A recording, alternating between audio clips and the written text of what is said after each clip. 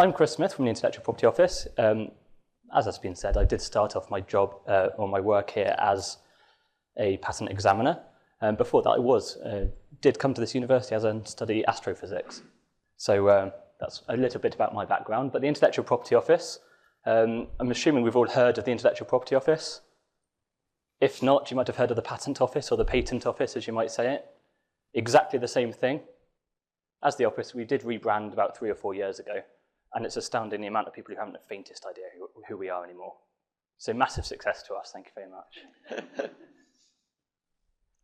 The Intellectual Property Office is an executive agency, part of Business Innovation and Skills Department.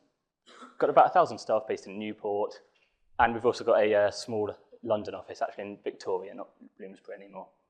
And the task is to register intellectual property rights and look after intellectual property policy through the UK for the government, obviously. So what I'll be doing today is obviously aiming to go through patents, a bit about the process of patenting with you. We'll also touch on trademarks, copyright and designs for those who might not be entirely clear as to what the distinction between the 4 different main areas of IP are. But like I said, we'll just quickly whiz through those ones just to get a bit of the background.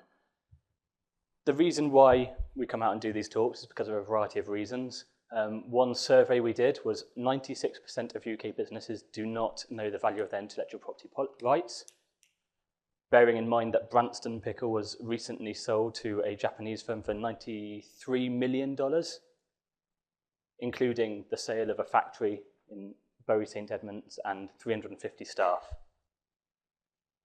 How much is the factory and 350 staff worth? 93 million. The rest of it was trademarks, as an example. So it can be incredibly valuable. 11% of UK businesses don't know that disclosure of invention before filing will invalidate a patent.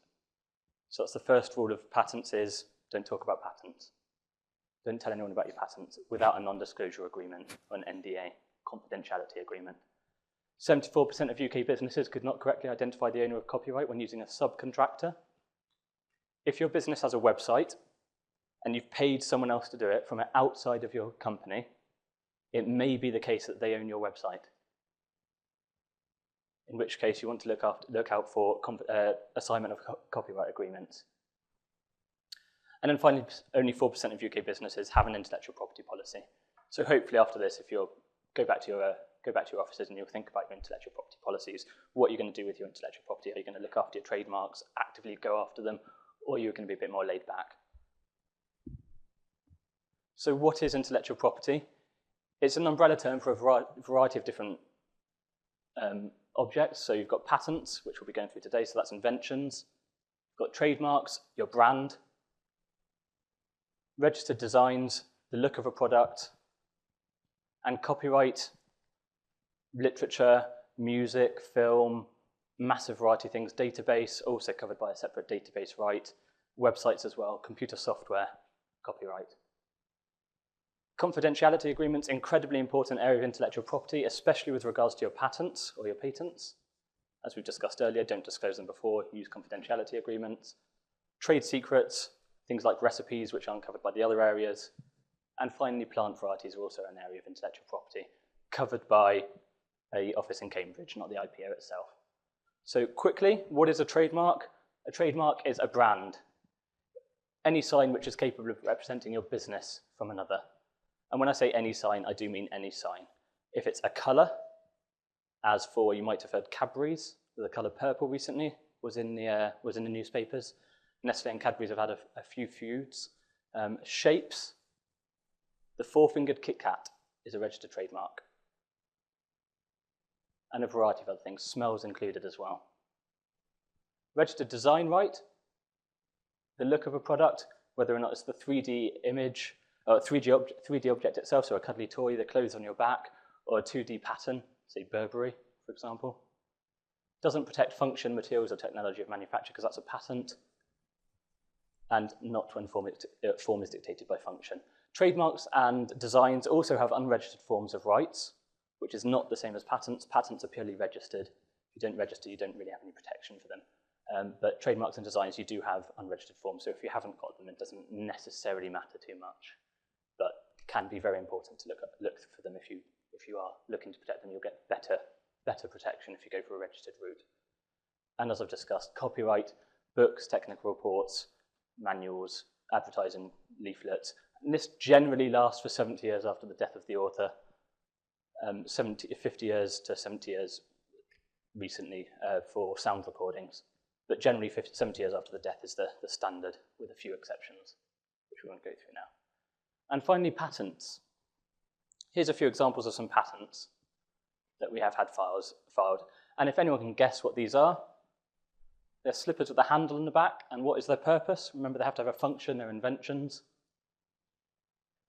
They extend, be a fly swatter or bug splatter.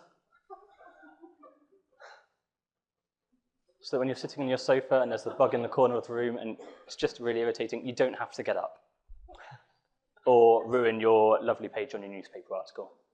Fantastic. A t-shirt with AJJ along the top and 1 to 10 down the side. So remember, articles of clothes are generally covered by design right, but this has a function. The battleships, no, we'll come to exclusions in a bit, but not battleships, no. It's a back scratching aid.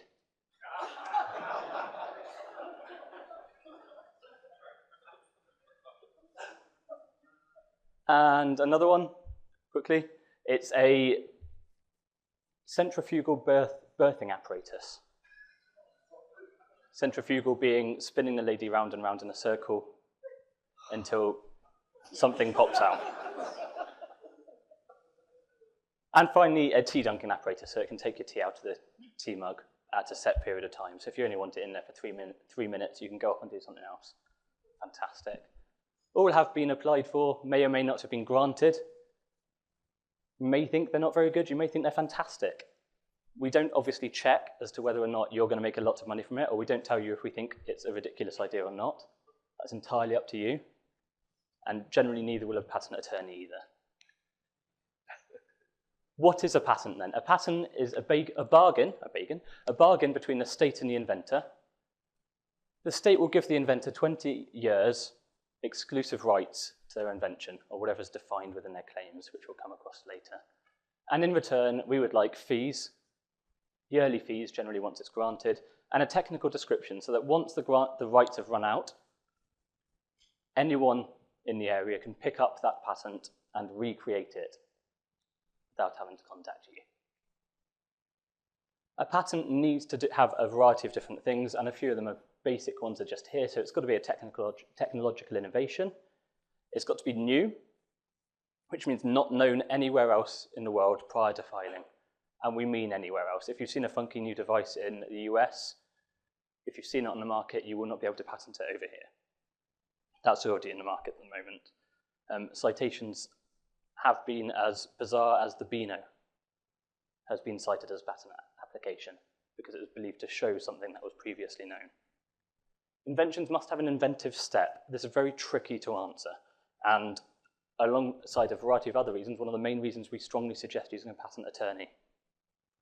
Patents are quite tricky. There's a lot of intricacies to them, and we do, as I say, strongly recommend the use of patent attorneys who know the ins and outs of patents, know how to write one, know what objections to make, what laws to cite, whether or not the patent examiner, at the IPO is pushing his luck a bit with an objection. A patent attorney might say, hang on a minute, he's trying it on. But inventive step is one of those tricky ones. If A plus B was so obvious to the person in the area of business, then you will not get a patent for it. But what so obvious means is up to you, up to the individual to decide. Inventions must be industrially applicable and have a technical effect, so they've got to do something. Otherwise, it might fall under design right or trademark right. Obviously, they're not just for a massive new device altogether.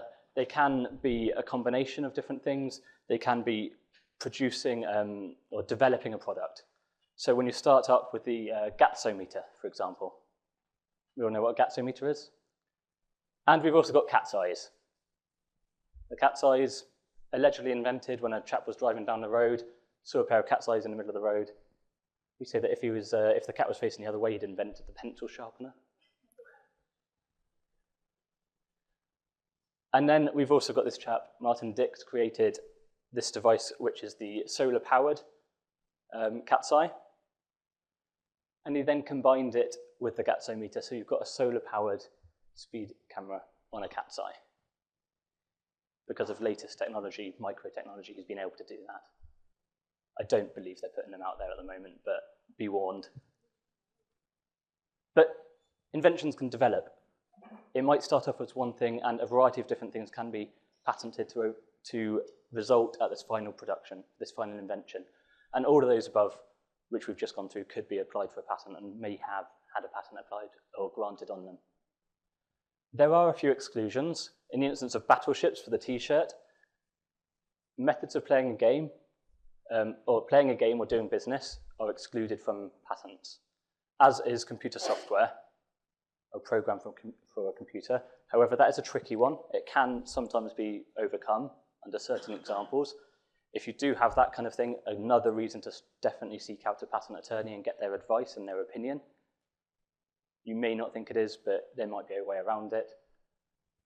Literary, dramatic, musical, artistic works covered by copyright or design right. And a presentation of information. All excluded from patents, so you'll not obtain a patent through that, we'll reject it.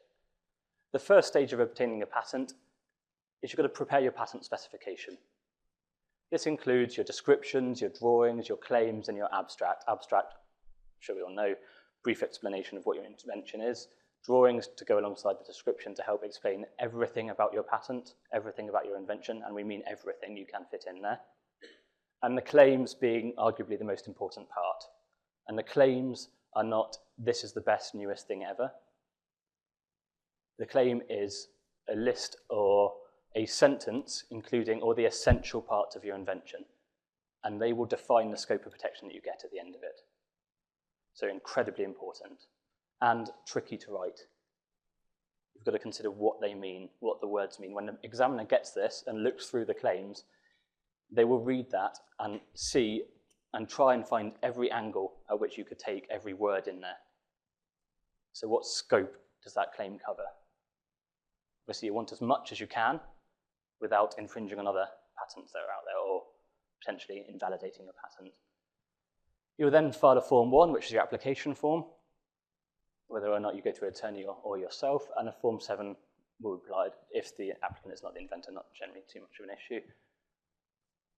We'll issue a receipt confirming your filing date and your application number so you can keep track, and the filing date, very important, because that's when we count your patent as starting from, unless you've got something called a priority date, which we'll come into now.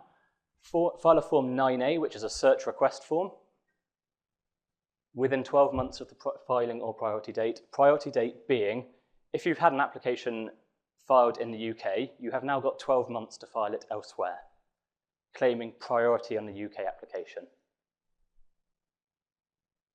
So 12 months later, I've filed in the US. It counts as having been filed in the US on the same day as your UK application was filed. Can be important if something else has cropped up in the meantime, overcomes the issue of any other documents appearing. We carry out a novelty and inventive step search to assess your invention. We issue a report stating these are the documents we've found that we think are relevant to your application and your claims. We'll also point out any major issues at this point, so exclusions. So if we say, hang on a minute, you've applied for this patent, but I actually think it's excluded. This is a method for doing business, and we'll make you aware of that at this point.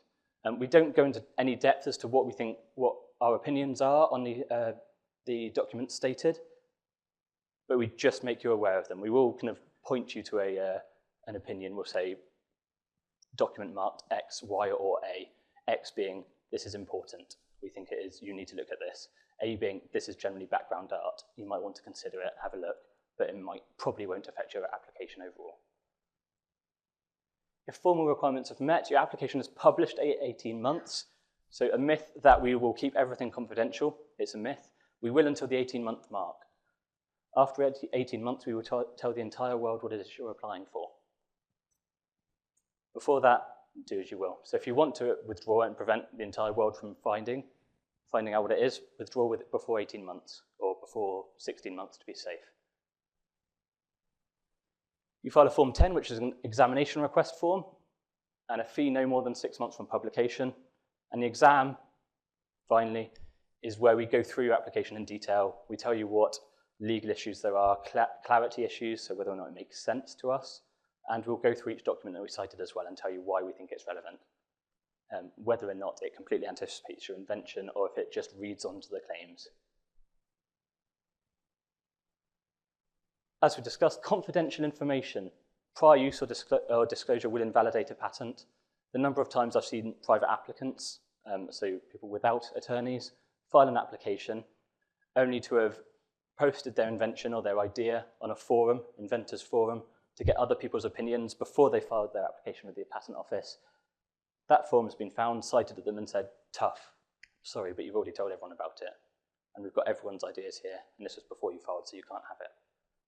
Or I've even found newspaper articles where a lady was shown with a photo of herself in a newspaper article.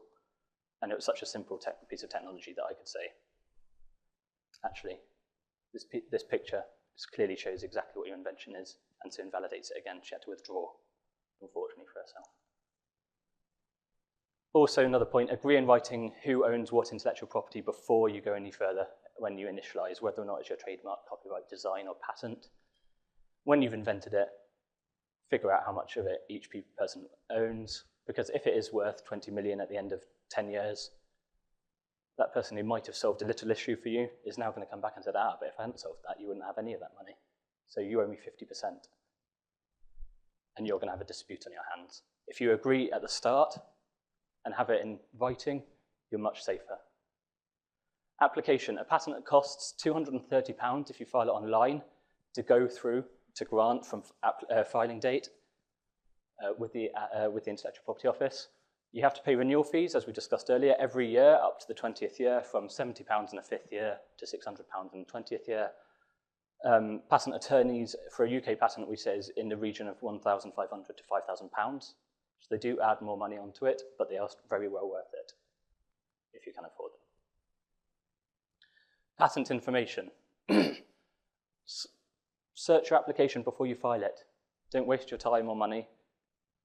Have a look online at Espasnet, which is a patent searching tool provided on the EPO. Huge 63 million patents. 80% of technology is found in patents, nowhere else. 85% of UK patents are not in force. You might find something you actually want to use. And early publication, within 18 months, you should be able to find stuff on there. So you can actually keep an eye on your competitors as well. This is what it looks like. You can bung in whatever you want. You can find anything to do with centrifugal, if you like. So you could bung that in and find any titles with centrifugal in them. A specific application or publication number that you know of.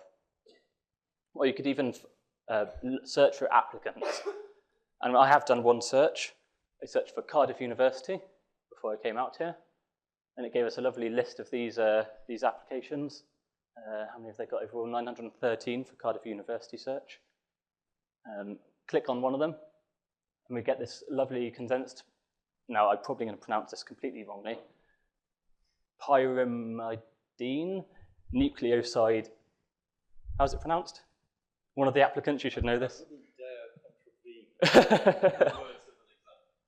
As you can see, Christopher McKigan, I hope that's right, is one of the applicants, gentleman down here.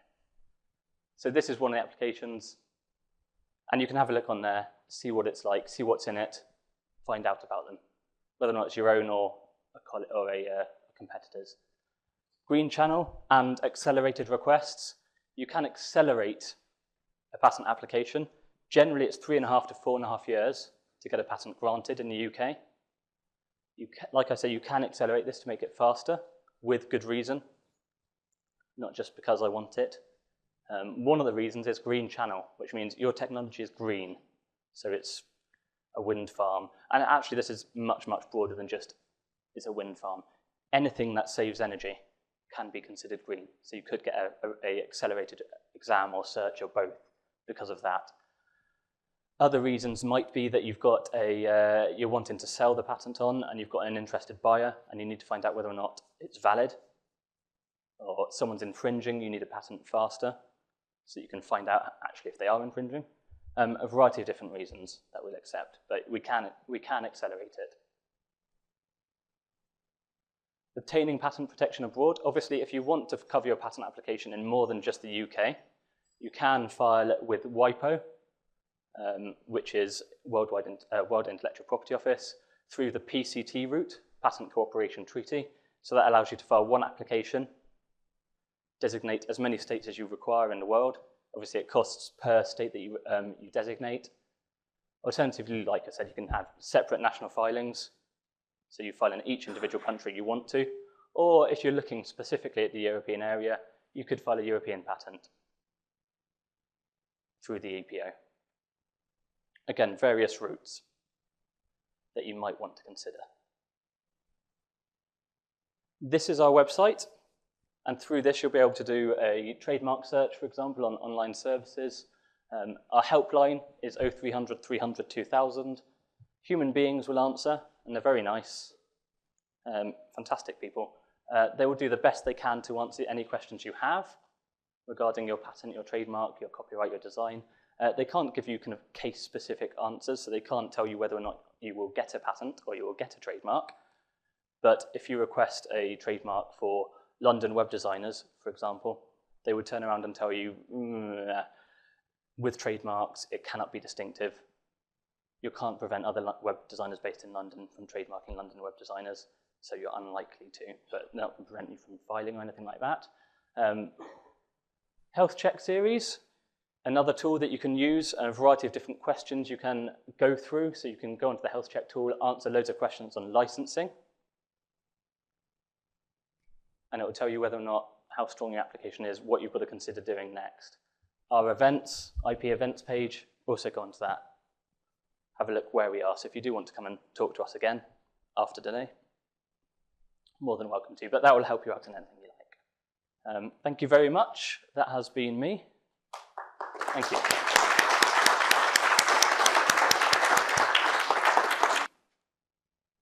Okay, that's been me for today. Chris Smith, thank you very much. That is my email address if you want to take that down yourself. More than welcome to email me separately. Alternatively, if it's another question, you can phone the helpline as well, obviously, and have a chat to me afterwards.